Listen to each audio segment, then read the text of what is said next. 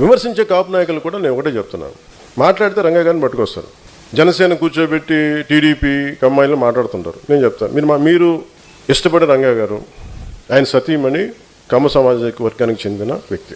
వాళ్ళ బిడ్డలు, వారిద్దరు పుట్టిన బిడ్డలు ఇద్దరు 2 కులాలకు చెందిన వాళ్ళు అవుతారు. అంటే మీకు మీరు ఎంత కన్వీనియంట్గా ఉందంటే మీ రాజకీయం అది చూడరు. ఆయన బతికున్నప్పుడేమో వైసీపీలో ఉన్న నాయకులందరూ కానీ ఇక్కడున్న నాయకులందరూ కూడా ఆయన బతికున్నప్పుడు ఒక్కళ్ళు మాట్లాడాలి ఆయన గురించి. చనిపోగానే ఈరోజు అందరికీ కోపాలు వచ్చేసి, ఎందుకంటే మరి ఏం కూర్చోబెట్టి నా మీద పడ్డారు. నేను ఎప్పుడు కులం ప్రస్తావన తీసుకుని నేను ఎప్పుడు రాలేదు.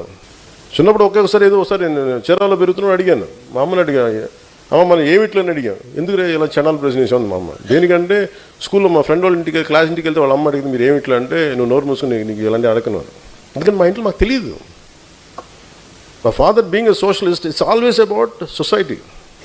మానవత్వాన్ని చూసాం కానీ కులం అనేది ఒక సోషల్ ఫ్యాక్ట్. మనం పుట్టాలి, పుడతాం, దాంట్లో ముందుకు అంతేగాని దాంట్లో కూరుకుపోం కదా.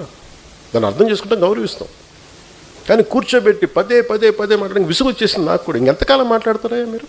ఎంతకాలం మాట్లాడతారు ఒక్కొక్కళ్ళు? మీ గురించి చెట్టా విప్పనా? ఒక్కొక్కడి గురించి చెప్పాలా? ఒక్కొక్కడి గురించి తట్టుకోగలరా? నేను మాట్లాడితే నోరు విప్పితే ఇష్టానికి మాట్లాడతారు ఒక్కొక్కళ్ళు. మనోహర్ గారు కూడా రాకూడదు అంటారు, ఆయన కమ్మంటారు. ఎన్నికైన ఎమ్మెల్యేలు అందరూ ఎవరయ్యా? కాపులు లేరా దాంట్లో?